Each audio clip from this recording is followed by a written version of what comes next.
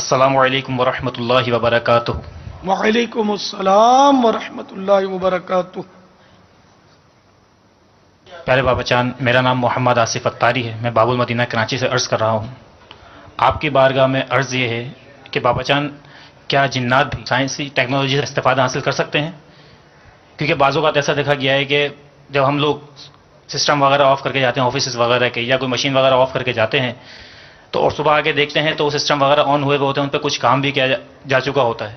اس کے بارے میں آپ کیا فرماتے ہیں؟ محترم میٹھے میٹھے باپا جان، ہمارے اسلام بھائی نے ایک سوال کیا، اس سے ریلیٹڈ ایک واقعہ ذہن میں آ گیا۔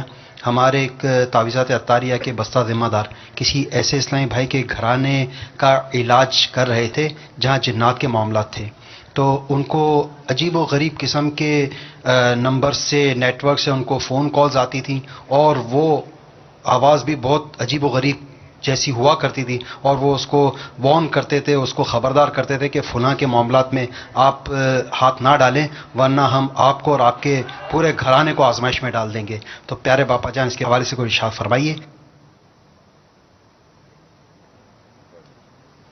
جنات مشینیں بھی چلا سکتے ہیں، اور بھی بہت کچھ کر سکتے ہیں۔ یہ بھی ایک مخلوق ہے، اور یہ وہ مخلوق ہے جس میں اللہ تبارک و تعالی نے عقل رکھی ہے، ان میں عقل ہوتی ہے۔ جانور، جس طرح جانور میں بالکل عقل نہیں ہوتی نا، ان میں عقل ہوتی ہے، اور یہ مکلف بھی ہیں، کافر بھی ہوتے ہیں، مسلمان بھی ہوتے ہیں، ان میں سنی بھی ہوتے ہیں، غیر سنی بھی ہوتے ہیں، ہر طرح کے ہوتے ہیں۔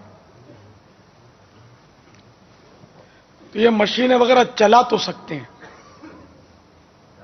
اور فون پر بات بھی کر سکتے ہیں۔ آپ نے کبھی فون پہ بات کی ہے؟ ایک بار یہ اپنا ہوا تھا، یہاں فیضان مدینہ میں ہی سے بات کی تھی، اعتکاف کے دنوں میں۔ تو یہ کورنگی میں رضا مسجد میں کچھ جنوں نے پریشان کر رکھا تھا اسلامی بھائیوں کو، معتکفین کو۔ تو اب اس پر یہ کہ اسلامی بھائیوں نے ترکیب بنائی، اور فون پر تو کسی پر جن آیا ہوا تھا، اس وقت 2 جن آئے ہوئے تھے، 2 پر۔ تو وہ فون پر بات کروائی میری، تو وہ بڑا عجیب و غریب وہ آوازیں نکال رہے تھے۔ اس وقت تو اپنا مدنی چینل تو تھا نہیں، نہ کوئی وہ سسٹم ایسا تھا جو اس کی آواز ریکارڈ کی جا سکتی۔ بہت سال ہو گئے اس کو۔ وہ بہت ہی بدی کر کے وہ اس طرح کی باتیں کر رہے تھے انداز میں۔ تھوڑی وہ ٹیڑھی باتیں کی اس نے، یا تو میں نے اس کو ڈانٹا تھا، تو پھر تھوڑا سنبھل گیا، اور خیر تو میں نے کہا کہ تم ان کو تنگ کرنا چھوڑ دو۔ تو بولا ہم یہاں 10 جنات ہیں جو اعتکاف کیے ہوئے ہیں، اور یہ لوگ جو ہے نا، کچھ اس طرح کے ان کے مسائل بتائے تھے اس جن نے، کہ یہ چھوٹے لڑکوں سے بہت ترکیبیں کرتے ہیں، دوستیاں کرتے ہیں امردوں سے، اور دوسرا بتایا تھا شاید کہ یہ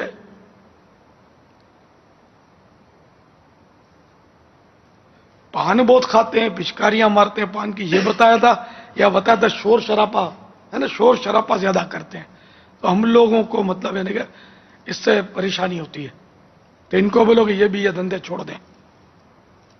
خیر تو میں نے خیر اس کو یہی سمجھا کہ یہ تم لوگوں نے مسجد نہیں بنائی، انہی لوگوں نے بنائی ہے، انسانوں نے، اور تم بھلے اعتکاف کرو لیکن پریشان نہیں کرو۔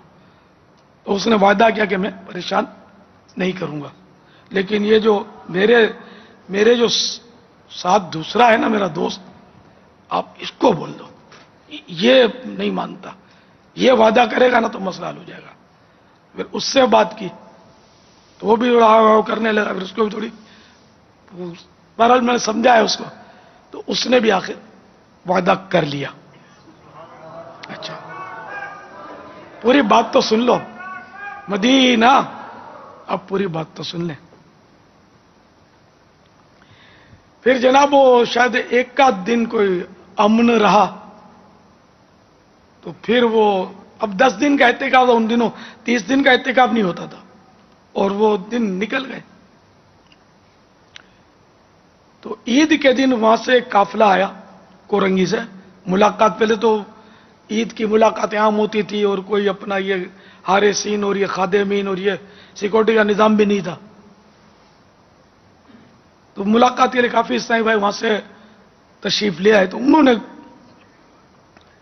وہ مطلب مجھے قصہ بتایا کہ وہ آپ کو ان لوگوں نے وعدہ کیا تھا لیکن یہ پھر یہ آ گئے تھے اور انہوں نے اس طرح تنگ تو کیا تھا.